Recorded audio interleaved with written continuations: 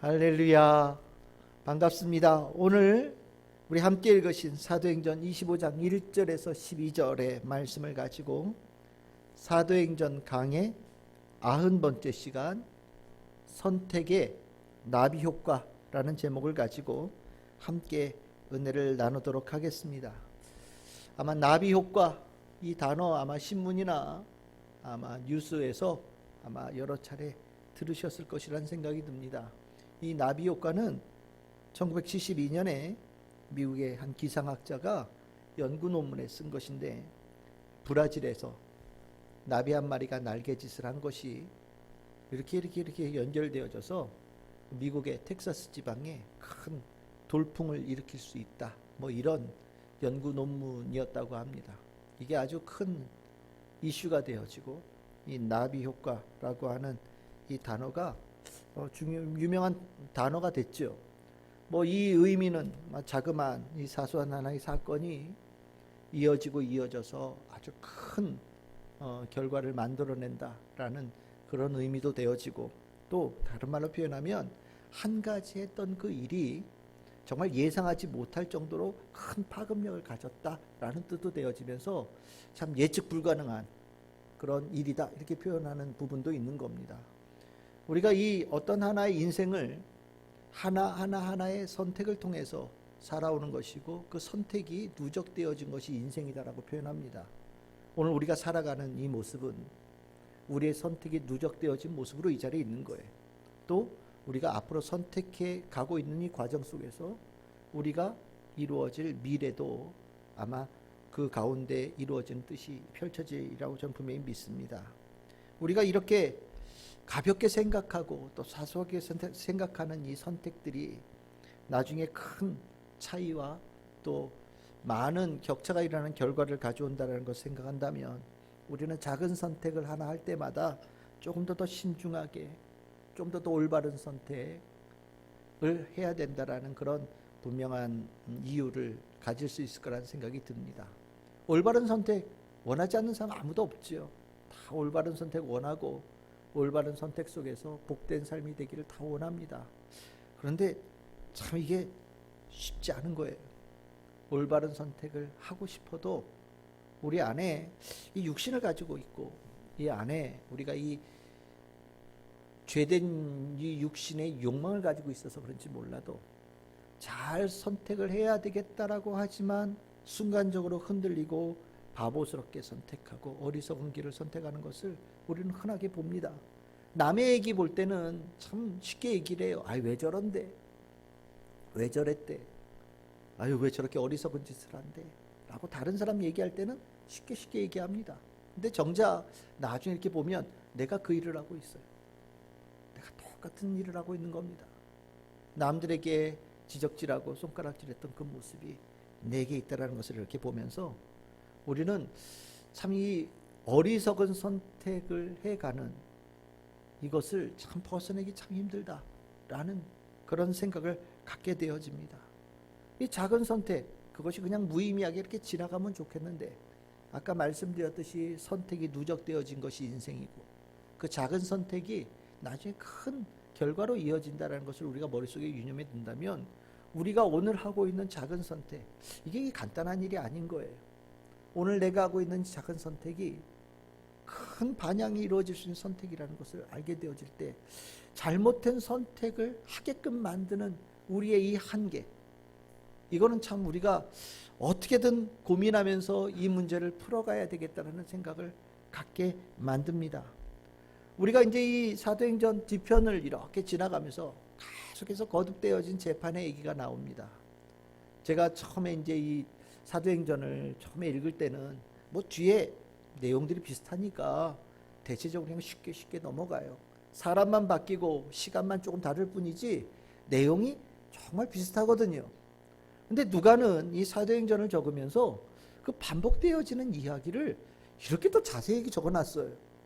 앞에 막 뭐 어느 도시에 가서 복음 전한 얘기들은 쉽게 쑥쑥 넘어갔던 누가인데, 뭐 같은 내용을 이렇게 반복해서 또 길게 적고 있을까? 처음에는 좀 이해가 안 되는 부분들도 좀 있었습니다. 근데 이렇게 설교를 준비하려고 이러고 보다 보니까 누가가 이렇게 자기도 이렇게 반복되어지는 이야기라는 것을 알면서도 굳이 이렇게 길게 적어놓은 이유가 있겠다라는 생각이 드는 거예요. 다 보면 하나같이 그렇게 복음과 진리, 예수님의 이름 앞에서 어떻게 한결같이 이렇게 나쁜 선택들을 해갈까? 어떻게 이렇게 꽉 막히고 대적하는 선택들을 해갈까? 어떻게 사람들이 다 이렇게 똑같은 일을 해갈까? 이런 모습들, 이렇게 느낌이 오게 되어집니다. 저는 이 모습들 속에서 우리가 잘못되어진 선택을 하게 만드는, 우리 인생에게 덫처럼 도사리고 있는 것들이 우리에게 있다라는 걸 발견하게 됩니다. 복음에 대해서 반대하는 그 거듭되어진 사람들의 모습 속에서 우리가 잘못되어진 선택을 하게끔 만드는 근원적인 아주 위험적인 요소들이 있다라는 거예요. 우리가 그 요소들을 잘 모르고 지나갈 때는 별 문제가 없겠지만, 우리가 이야기를 통해서 그것을 깨닫고 나면 그것으로부터 벗어나야 되겠다라는 생각을 갖게 되어질 수 있고, 또 벗어나겠다고 마음을 갖게 되어지고 고민하고 또 하나님 앞에 기도할 때 그것을 벗어날 수 있는 길을 우리가 찾아낼 수 있을 거라는 생각이 들면서 오늘 그 부분에 대해서 여러분들하고 좀 말씀을 나누려고 합니다. 오늘 이 본문의 이야기에는 세 부류의 세 사람이 등장한다라고 보시면 됩니다. 세 사람이. 그런데 이 세 사람이 등장하는데 많이 변화되어진 환경으로 등장하는 거예요. 여러분들 벨릭스라고 하는 로마 총독이 있었죠. 바울을 재판을 했습니다. 그런데 재판하고 나서 우리가 사도행전 24장 27절에 보시면 2해 동안에 그냥 시간이 훅 지나갔다 이렇게 표현하고 있었죠. 그 2해 동안에 정말 많은 일들이 있었던 것 같아요. 벨릭스가 로마 황제에게 소환당했습니다. 왜 소환당했느냐? 잘못했으니까요. 무엇을 잘못했냐면 이렇게 세금도 막 불법적으로 징수하고요. 또 특히나 이 지역에서 많은 갈등들이 있었던 것 같아요. 특히 이 총독이 있는 가이사랴라고 하는 곳에서 이방인들과 유대인들 사이에 아주 강한 갈등이 있었고, 그 갈등을 정리하기 위해서 군대를 동원했는데 군대를 동원하면서 굉장히 많은 사람들이 죽었답니다. 그 많은 사람들이 죽고 나니까 또 더 큰 폭동으로 이어지고, 거기에 또 탄압하고 이런 일들이 쭉 이어지고, 또 말 안 듣는다고 유대교 제사장들을 막 잡아다가 막 로마로 보내기도 하고 이런 일들이 있었던 것 같아요. 그러다 보니까 유대인들이 아주 로마 황제한테 이 벨릭스 욕을 이만큼 적어가지고 매일같이 상소를 보낸 겁니다. 결국 로마 황제가 이 벨릭스를 소환을 한 거예요. 그게 주 60년입니다. 그러면서 베스도라고 하는 새로운 총독이 이제 온 겁니다. 그러니까 인물이 바뀌었죠. 그리고 또 하나의 변화가 뭐냐면 그 2년 동안에 대제사장이 바뀌었어요. 우리가 사도행전 23장, 24장에 대제사장이라고 나오는 사람은 아나니아라고 하는 대제사장이에요. 그런데 이 벨릭스 총독 말기에 이 지역을 다스리고 있는 왕, 우리 헤롯 아그리빠라고 하는 왕이 있다고 그랬죠. 그 헤롯 아그리빠 2세가 대제사장을 바꿔버렸어요. 원래 대제사장은 종신직입니다. 그냥 쭉 가는 거예요. 그런데 이 당시에는 참 사회가 많이 문란해져서 누가 돈을 많이 갖다 바치면 대제사장으로 올려주기도 하고 막 수시로 변하기도 하는 그런 일들이 있었습니다. 그래서 요 때에 아나니아 대제사장이 물러나고 이스마엘이라고 하는 새로운 대제사장이 제사장으로 올라온 거예요. 그러니까 지금 3명의 등장인물이 있는데 총독 바뀌었죠? 대제사장도 새로운 인물인 거예요. 그 사이에 바울이 낀 겁니다. 우리가 2년이라는 시간도 지나갔고 바울에게 영향을 주는 인물들도 바뀌었어요. 그러니까 우리는 어떤 기대를 갖게 됩니까? 뭔가 바울에게 변화가 일어날 수 있겠구나 라는 기대감을 갖게 되어지죠. 앞에 벨릭스라고 하는 총독이 잘못했던 것, 앞에 아나니아라고 하는 대제사장이 잘못했던 것들을 이제 어느 정도 해결하고 새로운 사람들이 시간이 지나가면서 바울에게 새로운 결정을 내리고 풀어줄 수 있는, 다른 시각으로 볼 수 있는 기회가 있지 않을까라는 기대감을 갖게 되어집니다. 바울 참 2년 동안 그 야생마처럼 온 동네 뛰어다니던 사람이 왜 갇혀가지고 죄도 없으면서 갇혀 있었으니 얼마나 갑갑했겠어요. 바울도 아마 이 기회가 참 좋은 기회다라는 생각으로 봤을 겁니다. 그런데 참 신기하게도 바뀐 게 아무것도 없어요. 사람도 바뀌고 2년이라는 세월도 지나갔는데 바울에 대한 생각, 선택, 결정이 하나도 다른 게 없어요. 이 모습 속에서 인간 속에 늘 흐르고 있는 그 모습이 아주 있는 그대로 나오는 겁니다. 그 모습을 우리는 보면서 이들 안에 우리가 결정을 할 때 잘못된 선택을 하게끔 만드는 그 요소를 찾아낼 수 있다는 생각이 들어요.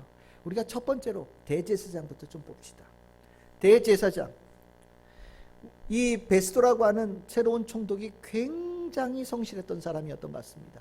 전임 벨릭스라고 하는 이 사람이 워낙 막무가내로 통치했던 사람이니까 그것에서 문제가 생겼으니 후임으로 온 베스도라고 하는 총독은 당연히 반대되어진 성격을 가졌겠죠.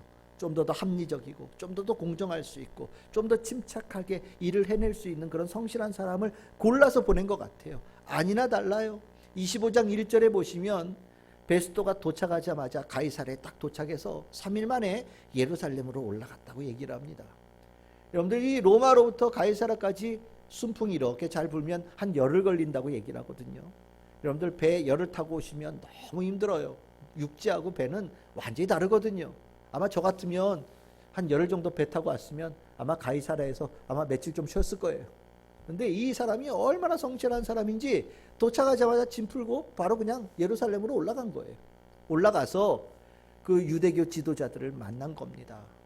그들과 만나서 우리 잘해봅시다 뭐 이런 얘기들을 해가면서 만나려고 하는 그 자리를 만들었고, 그 사람들을 가이사랴로 오라고 할 수도 있지만 직접 가서 만나는 성의도 보인 거예요. 그 2년 만에 그 총독과 새로운 대제사장이 만났는데 이 유대인들의 이 마음이 하나도 바뀐 게 없어요. 여러분들 보시면 이 25장 2절 3절에 보시면 그 새로운 총독을 만난 새로운 대제사장 이스마엘이 뭐라 그러냐, 다른 말도 있겠지만 누가는 이 말만 쓰고 있는 거예요. 바울이 가이사랴에 있는데 그 가이사랴에 있는 바울을 예루살렘으로 좀 보내주셨으면 좋겠습니다. 그래서 여기서 다시 재판이 좀 열리게끔 좀 이렇게 협조를 해주시면 좋겠습니다라고 건의를 했다고 얘기를 해요. 그런데 그 마음속의 뒷면에는 뭐가 있느냐, 옮기는 과정에서 바울을 죽이겠다라는 결단을 가졌다라고 얘기를 합니다. 우리가 이 모습 속에서 이 대제사장의 마음이 사람이 바뀌고 시간이 바뀌어도 변치 않게 바울을 죽이려고 하는 이 잘못된 선택을 만드는 근원적인 요소를 발견했는데 그게 뭐냐, 바로 미움이라는 거예요. 이 미움이 잘못되어진 선택을 하게 만드는 아주 중요한 요소로 이 안에서 사용되어지고 있다라고 보여지는 겁니다. 우리가 착각하는 게 있어요. 시간 지나면 달라질 거야. 시간이 지나면 해결되어질 거야.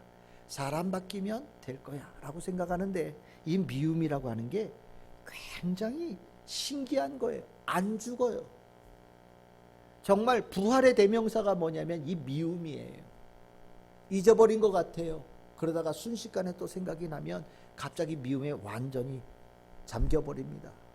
어떤 사람은 10년이 지나도 미움을 잊어버리지 않아요. 20년이 지나도 미움을 잊어버리지 않습니다. 심지어는 우리 할아버지 뭐 100년 전에 우리 할아버지를 죽인 원수 나 한 번도 본 적이 없어요. 그의 자손들 나하고 특별하게 등진 것도 없는데 100년 전에 있던 그 미움 가지고 지금도 살아가는 일들이 허다하게 일어납니다. 1000년 전 원수. 미움, 이 단어 아주 정말 끈질기게 살아남는 것이 이 미움이라는 거예요. 이 미움에 빠지면 올바른 선택을 할 수가 없어요. 미움에 빠지면 완전히 그것으로 인해서 하지 말아야 될 어리석은 선택을 하게 되는 겁니다. 대제사장 어떤 사람입니까? 하나님의 율법의 수호자예요.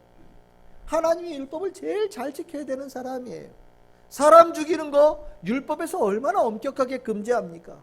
심지어 예수님께서는 이렇게도 말씀하셨죠.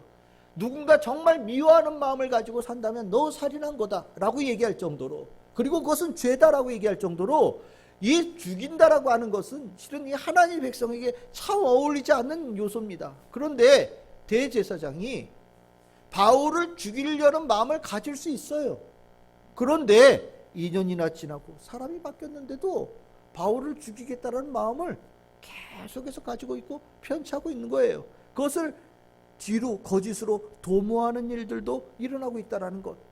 야, 이 대제사장 참 그 하나님의 율법을 따라가야 될 사람이 이런 모습을 보이고 있다는 것. 야, 미움이 이 대제사장도 이렇게 무너뜨리는구나 라는 것을 보게 되어지죠. 미움은요, 이 참 무서운 이유가 뭐냐면 발전해요. 미움은 가만히 있지를 않아요. 죽지도 않을 뿐만 아니라 점점 세져서 작은 미움이 점점점 커져서 원망으로 발전하고요. 원망이라고 하는 것이 누군가를 원수로 느끼게 만들고요. 원수로 느낀 자들을 파멸시키고자 하는 마음으로 발전하게 되어지고, 그 파멸시키고자 하는 것이 죽이기 위해서 도모하고 죽이는 일, 실행하는 일까지 나아간다라는 거죠. 미움, 작은 미움이 내가 감당하지 못할 악함으로 발전되어지는데 막을 방법이 없어요. 그래서 미움이 위험한 거예요. 미움에 빠지면 잘못되어진 선택을 가게 되어지는 겁니다. 또 미움이라는 것이 참 사람들이 잘 사용하는 방법이에요.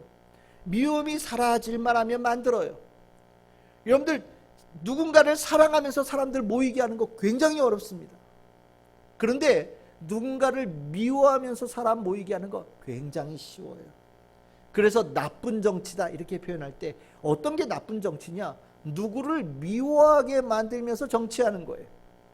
누가 미워하는 적을 딱 만들면 내 편이 생기고 상대방이 딱 상정되어집니다. 그리고 나면 다 같이 어깨동무해서 스크럼을 짜죠. 그리고 그것에 몰입하게 만들어요. 결국 내 편 만들고 나와 함께 할 수 있는 동지를 만드는 겁니다. 적을 만들어서 정치하는 거예요. 미워하게 만드는 거죠.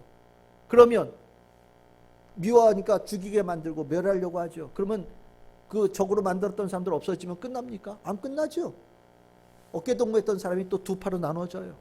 둘이 싸워요. 서로 적을 만들어서 미워하는 마음으로. 결국 아무도 남지 않는 거예요.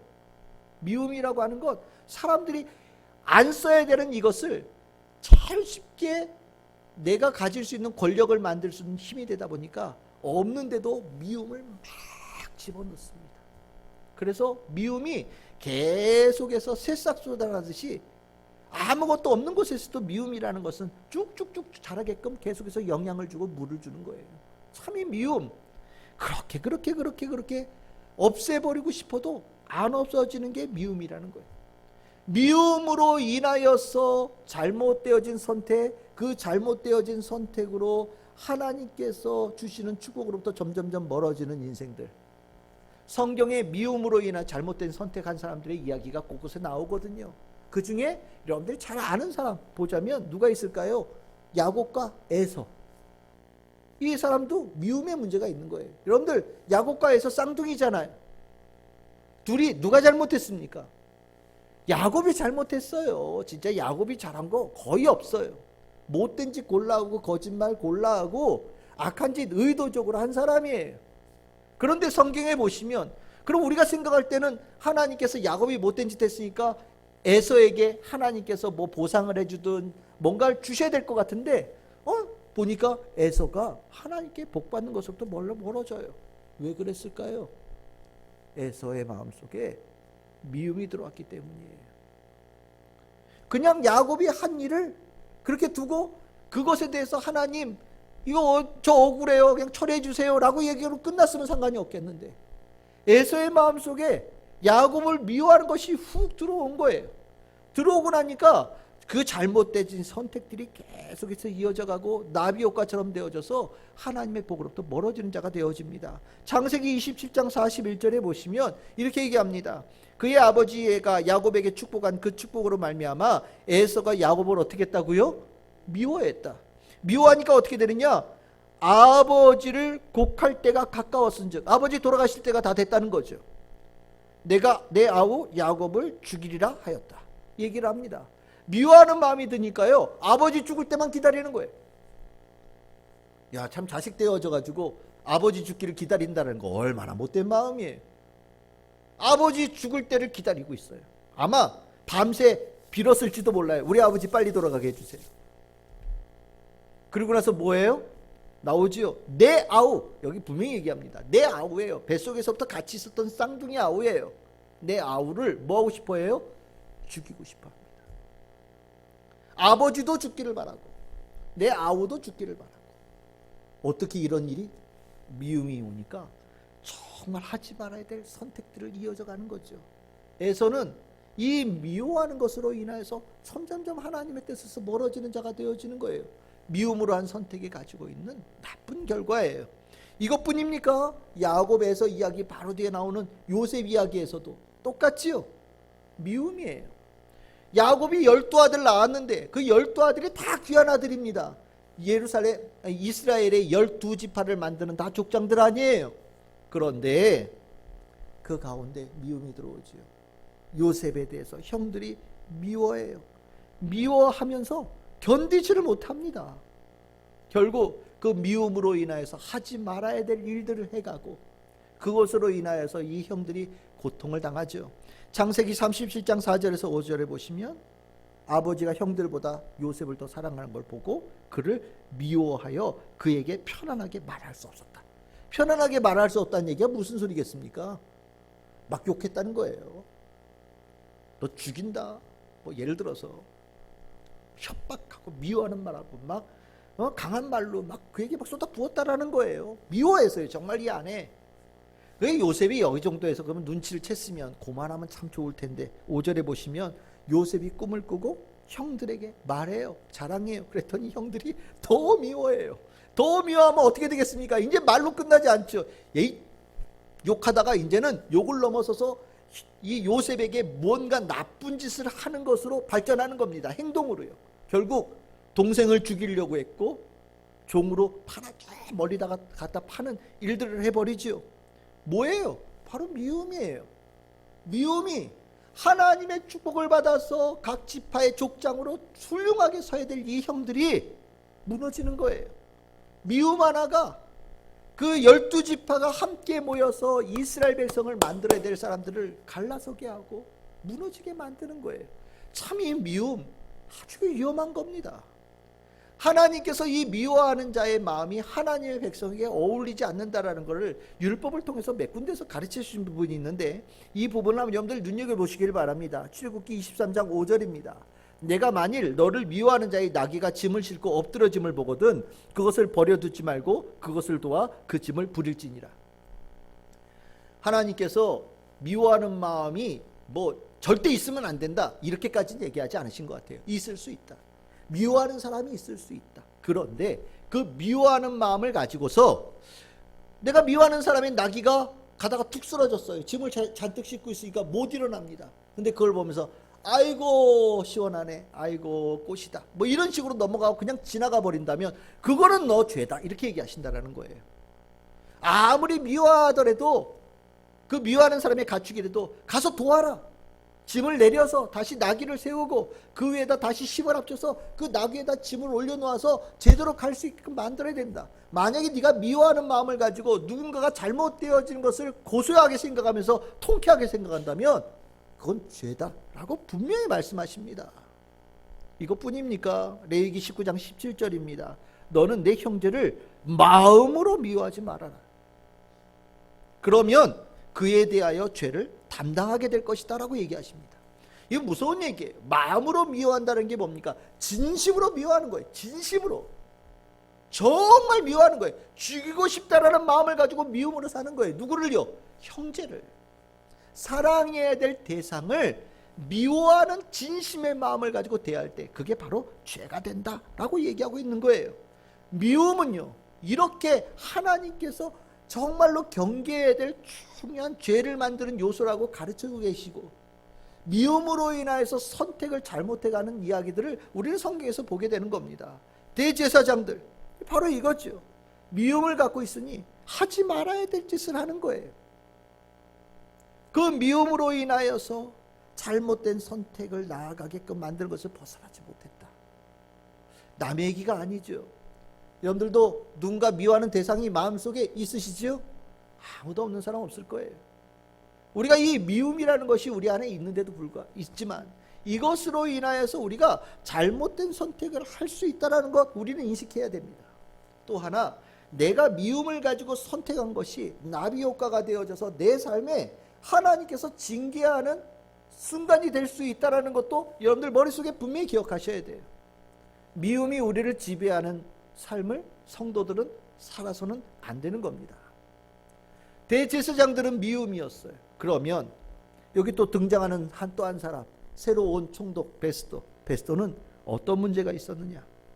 베스도에게는요, 여러분들 전임자 벨릭스가 잘못해서 소환돼서 갔으니까 우리는 후임자 베스도에게는 다른 모습을 기대하게 되어집니다.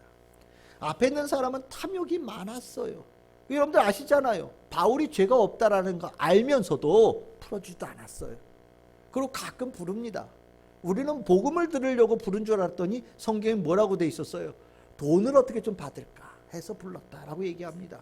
탐욕이 아주 가득했던 사람이에요. 눈앞의 이익 때문에 해야 될 일을 안 했던 사람이거든요. 그러면 우리는 후임자로 온 베스도는 그것 때문에 전임자가 소환당했으니 그것을 이제 안 할 거라는 기대를 갖게 되어지잖아요. 절대로 그런 선택 안 할 거다라는 생각을 갖게 되어지는데 아니었어요. 베스도도 똑같았습니다. 전임자 벨릭스처럼 후임자 베스도도 똑같은 사람이었어요.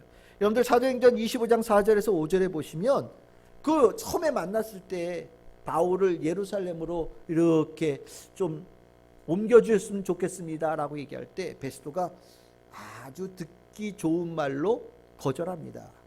아유 뭐 바울도 거기 있고 나도 좀 있다가 가이사랴로 갈 거니까 아유 오고 가고 뭐 번거롭게 하지 말고 거기서 재판합시다. 내가 공정하게 재판해 할 수 있도록 기회를 주겠습니다 라고 얘기를 한 거예요. 베스도가 이렇게 얘기했으니 공정한 재판 우린 기대하죠. 바울 풀려나겠다라는 생각이 듭니다. 6절에서 8절에 보시면 아주 많은 사람들이 함께 왔던 것 같아요.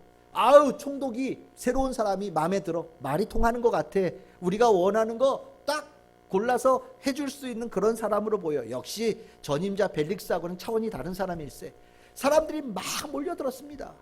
성경에 뭐라고 돼 있냐? 바울 불렀고 바울 하운데 한 사람 있고 삥 둘러서서 중대한 고발을 쏟아붓고 있다라고 얘기합니다. 재판장 바울 한 사람의 몇십 명이 둘러가지고 막 바울을 공격하는 거예요. 분위기상 뭐 죄 없는 사람도 죄 있다고 얘기할 판인 것 같아요. 근데 우리 얘기했잖아요. 바울은 이 안에 내적인 힘이 있었어요. 딱 봐도 누가 보더라도 함부로 할 수 없는 힘이 있었던 겁니다. 바울이 아주 당당하게 얘기합니다. 증거 대봐라. 너희들이 고발한 것에 대해서 증거를 대봐라. 아마 얘기했겠죠. 1대 20명이 됐든 1대 40명이 됐든 바울 끄떡도 안 했어요. 베스도가 재판장으로 처음 바울 딱 보고 있는데 이 사람 정말 죄 없다라는 게 보여집니다. 그러면 우리 같으면 어떻게 하겠습니까? 야 이제 그럼 바울 풀어질 때가 됐겠네 라는 생각이 들 텐데 기대하고 좀 다른 판단이 나옵니다. 25장 9절입니다. 베스도가 유대인의 마음을 얻고자 하여 바울더러 묻되 내가 예루살렘에 올라가서 이 사건에 대하여 내 앞에서 신문을 받으려느냐 이렇게 물어봅니다. 이게 무슨 소리냐? 베스도가 바울이 무죄라는 걸 분명히 알았음에도 불구하고 바울에게 예루살렘으로 가서 그 유대인들이 원하는 산헤드린 공의회에서 재판을 다시 한번 열면 어떻겠느냐라고 얘기를 하는 거예요. 그러면서 뭐라고 했냐? 내가 그 재판을 주관하겠다라고 얘기하는 거예요. 나 믿어. 나 믿으세요. 내가 올라가서 당신에 대한 모든 혐의를 내가 정말 정당하게 처리해 줄 테니까 나 믿고 예루살렘에 올라가서 재판받읍시다 라고 바울에게 권면하고 있는 거예요. 겉으로 보기에는 굉장히 바울을 위하는 것처럼 보이지만 실은 속으로는 다른 거죠. 뭐라고 돼 있습니까? 유대인의 마음을 얻고자 하였다. 그들이 원하는 바를 들어줘서 호의를 얻어서 내가 원하는 바를 얻겠다라고 하는 거래를 했다라는 거예요. 베스도가 굉장히 공정하고 올바른 사람인 것처럼 등장을 했는데 총독으로서 눈앞에 있는 이익에 전임자 벨릭스와 똑같은 결정을 내리고 있다는 것을 우리에게 보여주고 있는 겁니다. 사람도 바뀌고 성품도 다르고 시간도 지난 것 같은데 이익이라는 단어 앞에서 올바름의 선택을 하지 못하는 모습을 보여주고 있다는 거죠. 여기 나오는 거예요. 베스도의 약점, 눈앞의 이익이라고 하는 이 부분. 잘못된 선택을 하게 만드는 아주 근원적인 요소라는 겁니다. 여러분들, 이익이라는 단어요. 큰 이익, 작은 이익 있습니까? 없어요. 이익은요, 크든 작든 다 이익은 민감한 소재. 이익 앞에서 사람들은요, 동물적인 모습을 보입니다. 인격도 사라지고요, 품격도 사라져요. 이익 앞에서는요, 그냥 동물의 세계예요. 밥그릇 하나 놓고 강아지들이 서로 잘 지내다고 밥 한 그릇 놓고 서로 이를 드러내면서 으르렁거리는 것처럼 눈앞에 밥이 딱 놓여지면요, 사람들이 완전히 돌변합니다. 이익이라는 게 그렇게 무서운 거예요. 여러분들, 아까 그 이익 때문에 문제가 되어진 것, 아까 우리 나눴던 에서와 야곱의 이야기. 야곱이 나쁜 짓 골라 했지요. 근데 그 나쁜 짓을 골라 할 때 뒤에서 부추긴 사람이 있어요. 누구냐면 그의 어머니지요. 리브가입니다. 창세기 27장 13절에 보시면 이렇게 나옵니다. 어머니 리브가입니다. 그에게 이르되 내 아들아, 야곱에게 하는 말이에요. 너의 저주는 내게 돌리니 내 말 따르고 가서 가져와라. 이런 얘기합니다. 이게 무슨 말이냐면 아버지에게 축복권을 받으려고 하는 그런 내용인데, 이 리브가가 저주? 멀리 있는 얘기잖아. 그거는 신경 쓰지 마. 많이 있으면 엄마가 맡을 테니까 너는 지금 당장 지금 눈앞에 있는 거 그거 해. 그게 중요한 거야. 가서 빨리 에서처럼 꾸며가지고 아버지한테 가가지고 그냥 복 받고 와. 뭐 이런 얘기하고 있는 거예요. 그렇죠. 눈앞에 있는 이익에 뭐 뒤에 저 나오는 거는 눈에 보이지도 않는 얘기하는 거예요. 눈앞에 있는 이익. 리브가가 그 일을 했다는 겁니다. 여러분들, 리브가 우리 전에 성경 공부할 때 기억나십니까? 누군가가 결혼하려고 시집 올 때 리브가처럼 길게 이야기를 적고 있는 사람이 없어요. 가기 전부터 준비하고요, 가서 만나는 이야기, 와서 결혼식 하는 이야기를 성경에 아주 길게 적고 있습니다. 리브가는 시집 올 때 아주 대단한 인물로 온 여자예요. 근데 이것 때문인지 몰라도 리브가가 죽을 땐 얘기가 없어요. 사라져버립니다. 그렇게 결혼할 때는 수많은 얘기가 있던 사람이 죽을 때는 얘기가 없어요. 저는 개인적으로 이 선택이 리브가의 삶을 멋진 삶에서 보잘것없는 삶으로 전락시킨 거 아닌가라는 생각이 들어요.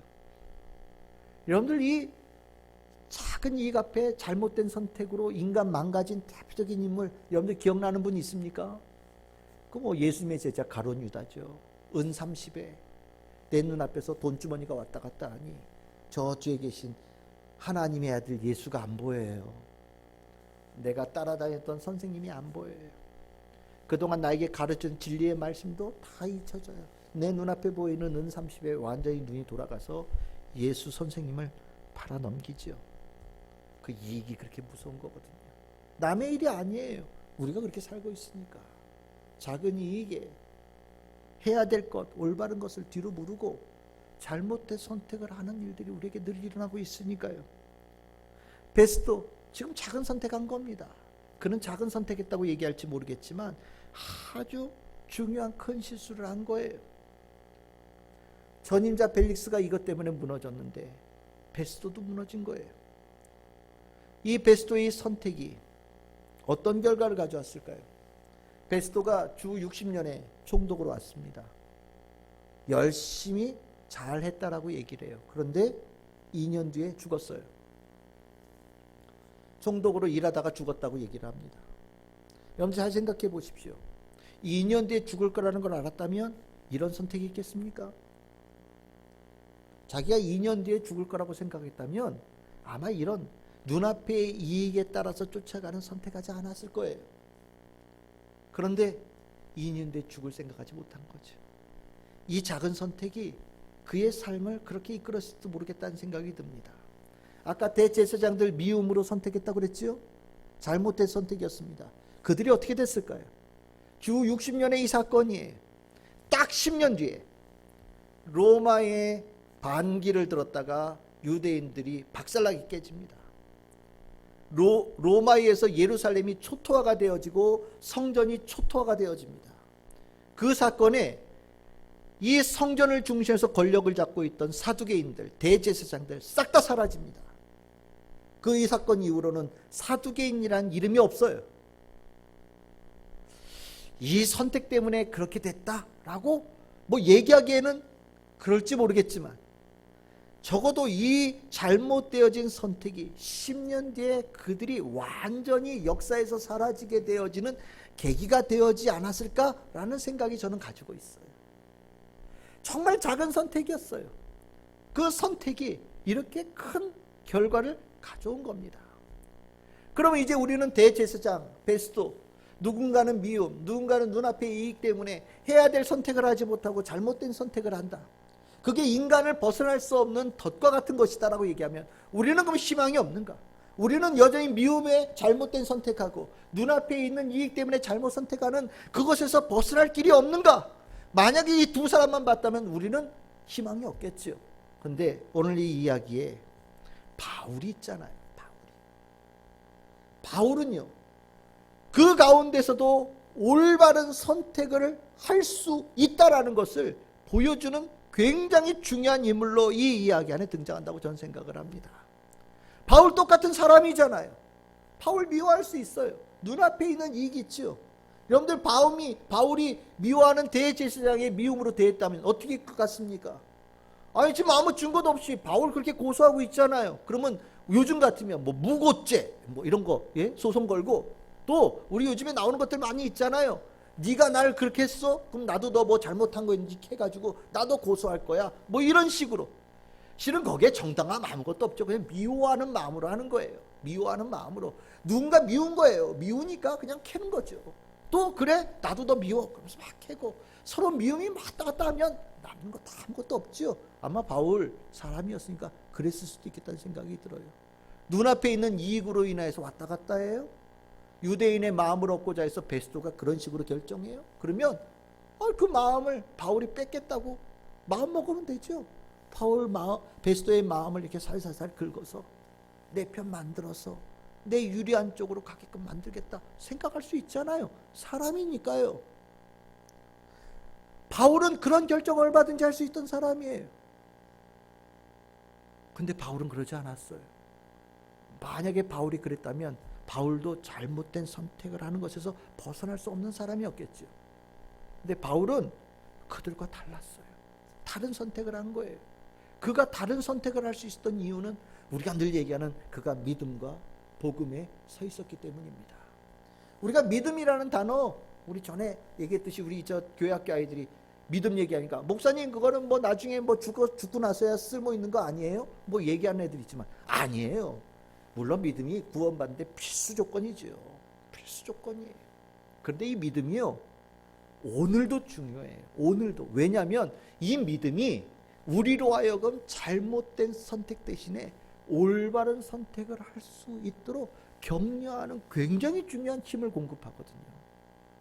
믿음과 복음이라는 것이 진리 안에서 선택할 수 있도록 우리를 이끌어가는 힘이 있거든요.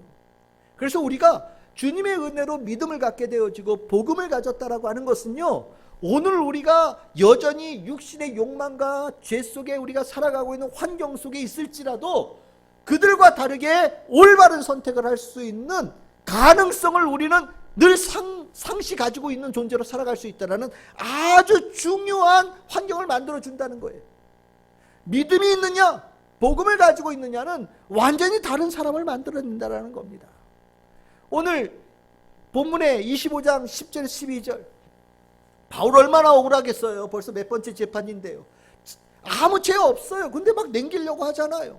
이 베스도가 바울에게 했던 얘기가 뭐 권면처럼 나오지만 지금 한 사람은 피고자로 있고 한 사람은 총독인데 이게 권면이 됩니까?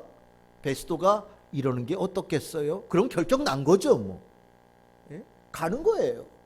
가다 보면 어떻게 되겠습니까? 가는 길에 목 댕강 날아가는 거예요. 근데 바울은요, 그 자리에서 11절 마지막에 뭐라고 나옵니까? 내가 가이사께 상소합니다 라고 얘기하고 있습니다.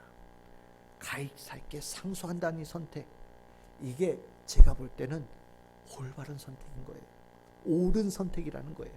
왜 옳은 선택이냐? 미움과 눈앞에 있는 이익으로 둘러싸이는 그 환경에서 이 한계로부터 벗어난 완전히 차원이 다른 선택을 바울이 해낼 수 있었다라는 거죠. 가이사께 상소한다라는 거, 이게 바울이 이익을 위해서 한 상소냐? 아니에요. 여러분들, 이 가이사는 로마 황제를 얘기합니다. 이 당시에 로마 황제가 누구냐? 유명한 사람이에요. 그 악명 높은 네로예요. 네로 어떤 사람인지 아시죠? 로마에 불이 났어요. 뭐 말로는 지가 불질렀다 이런 얘기도 있습니다. 왕궁 새로 짓고 싶은데 왕궁 새로 안 짓게 해준다고 불을 냈다는 거예요. 불이 나니까 뭐 피해본 사람들 많고 인심이 흉흉해지니까 불낸 사람을 기독교인들한테 돌린 거죠. 예수 따르는 자들이 불냈다. 사회에 불안을 일으키려고. 그래서 예수 믿는 사람들을 잡아다가 처형장에 막 끌어가서 막 그 순교자 수도 없이 만들었다는 그 황제 아닙니까? 초반기에는 안 그랬대는데 어쨌든 나중에 완전히 괴물로 변하죠. 바울이 가이사에게 상소하겠다 이렇게 설정을 하는 거, 개인의 이익을 위해서 한 거 아니에요. 여러분들, 바울은요 사도입니다. 바울을 이끌어가는 건요 개인적인 미움이나 눈앞에 있는 이익이 아니에요. 바울은요 사도예요. 복음, 자기에게 맡겨진 사명이 있는 사람입니다. 믿기도 하고 눈앞에 있는 이익도 보이지만 그에게 더 중요한 거는 사명이었어요. 그 사명을 가지고 선택한 거예요. 로마로 가야 된다라는 하나님께서 그에게 준 사명을 떠올리면서 여기에서 가이사랴에서 예루살렘으로 왔다 갔다 하게 만들고 그 안에서 묶어 놓으려고 하는 이들로부터 벗어나서 내가 가야 될 길을 떠나는 겁니다. 미움과 눈앞에 있는 이익의 이 세계로부터 벗어나는 선택을 한 거예요. 가이사에게 전하는, 로마로 복음을 전하는 선택을 하는 그 모습을 바울이 보인 겁니다. 이 선택은요 우리가 잘못되어진 선택을 하게 만들었던 인간의 그 나약함, 한계로부터 벗어날 수 있는 길을 바울이 보여준 겁니다. 사도행전 20장 24절, 내가 달려갈 길과 주 예수께 받은 사명 곧 하나님의 은혜의 복음을 증언하는 일을 마치려 하면은 나의 생명조차 조금도 귀한 것으로 여기지 아니하노라. 바울의 이 고백은요 바울이 선택을 함에 있어서 올바른 선택을 하게끔 만들었던 아주 중요한 결심인 거고, 그가 가졌던 사명의 의식이었습니다.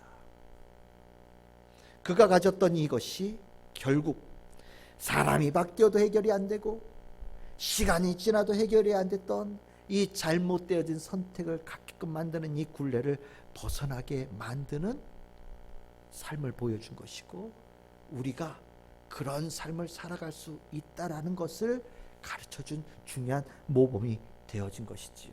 저는 그래서 바울이 참 이 이야기 안에서 중요한 선택할 수 있다는 것을 우리에게 보여준 중요한 인물이다라는 생각이 듭니다. 우리가 금요일에 말씀을 나눴었어요. 여러분들 들으신 분들 계시겠지만 우리 교만에 관한 얘기 나눴습니다. 교만, 우리 안에 기본적으로 있는 거예요. 뽑아낼 수 있습니까? 이거 어려워요. 우리가 육신을 가지고 있는 이상 이 교만이라는 것을 뽑아낼 방법이 없어요. 그러면 어떻게 하면 될까요? 교만의 힘을 줄이는 거죠. 그것을 위해서는 어떻게 하냐? 그에 반대되어진 것을 키우는 거예요. 이 겸손이라는 것을 키움을 통하여서 우리 안에 교만이라는 것이 있을지라도 힘을 쓰지 못하게 만드는 방법으로 이겨내는 겁니다. 오늘 똑같은 거예요. 미움이라고 하는 것, 눈앞에 있는 이익이라는 것, 우리 인간이에요. 벗어날 수 있는 사람이 누가 있습니까? 아무도 없어요. 그럼 우리가 이것을 완전히 우리의 삶에서 뽑아낼 수 없다면 대체할 수 있는 것들을 힘을 기르면 되지요. 그것이 뭐라고 얘기하는 겁니까? 바로 믿음과 복음이라고 얘기하는 거예요. 믿음과 복음으로 우리가 굳건하게 설 수 있다면 우리가 잘못되어진 선택을 하게 만드는 이 미움과 눈앞의 이익으로부터 우리가 벗어날 수 있는 길이 열렸다라는 거죠. 그래서 바울은요 이것에 대해서 이미 로마서에서 이렇게 강조를 합니다. 로마서 12장 2절이에요. 우리 다 같이 한번 읽어보겠습니다. 시작. 너희는 이 세대를 본받지 말고 오직 마음을 새롭게 함으로 변화를 받아 하나님의 선하시고 기뻐하시고 온전하신 뜻이 무엇인지 분별하도록 하라. 아멘. 이 하나님의 뜻을 분별한다는 게 무엇이겠습니까? 하나님의 뜻을 아는 것을 통하여서 잘못된 선택으로 벗어나서 올바른 선택을 할 수 있는 힘을 얻을 수 있다는 거예요. 복음을 할 때, 믿음이 충만할 때, 성령의 충만한 가운데 우리는 올바른 선택을 할 수 있는 자가 되어지고, 그 올바른 선택을 통하여서 나비 효과처럼 우리들의 인생에 하나님께서 예비하신 위대한 자비와 은혜를 누릴 수 있는 사람이 되어져 가는 길이 열려져 있다는 것을 바울은 이미 알고 우리에게 그렇게 권면하고 있는 겁니다. 우리의 삶은요, 작은 선택들이 모여서 이루어져 가요. 그건 분명한 사실인 것 같습니다. 그 선택이 우리들의 삶을 죽음으로 몰아넣기도 하고 어둠 속으로 몰아넣기도 합니다. 하지만 우리에게 은혜를 주셔서 믿음을 주시고 복음을 주셨죠. 여러분들이 가지고 있는 그 믿음과 복음의 힘을 멋지게 활용하셔서 이 시간 이후로 그 힘을 더 길러서 올바른 선택으로 인생의 색깔을 바꾸어내고 가는 길을 바꾸어내는 인생이 되어져야 되고, 그 인생의 길이 분명히 열려질 줄 믿습니다. 우리는 할 수 있어요. 주님께서 우리에게 도와주시니까요. 우리가 옳은 선택을 할 수 있도록 성령께서 끊임없이 우리를 가르쳐 주시니까요. 우리에게 부족한 믿음을 도와주셔서 믿음의 올바른 선택을 할 수 있도록 도와주시니까요. 우리가 그 올바른 선택이 지금 당장 눈앞에는 별다른 효과가 없는 것처럼 보여도 여러분들의 그 믿음의 올바른 선택이 훗날 정말 멋있는 결실이 이루어진다는 것을 반드시 경험할 수 있도록 주께서 이끌어 가시라고 저는 분명히 믿습니다. 우리는요, 믿음이 필요해요. 오늘의 선택, 내가 오늘 성도로서 하는 이 선택이 굉장히 중요합니다. 올바른 선택을 누적시켜 갈 수 있는 성도들이 되어져야 돼요. 믿음을 세워야 됩니다. 복음을 채워가야 됩니다. 성령님의 충만함을 구해야 됩니다. 그리고 하나님의 뜻을 분별하여서 하나님께서 기뻐하시는 선택을 할 수 있는 성도들이 되어져야 됩니다. 선택의 나비 효과, 그 축복의 나비 효과가 여러분들에게 약속되어진 하나님의 뜻입니다. 성도로서 이 땅에서 우리가 좋은 선택을 함으로 가는 곳마다 생명의 열매가 있고, 가는 곳마다 하나님의 은총이 넘치고, 우리는 늘 부족하지만 주님의 자비가 우리에게 잘 채워져서 그 은혜로 말미암아 기쁨으로 충만해지는 삶, 우리 참 즐거운 교회 성도들의 삶이 되어지기를 주님의 이름으로 축원합니다.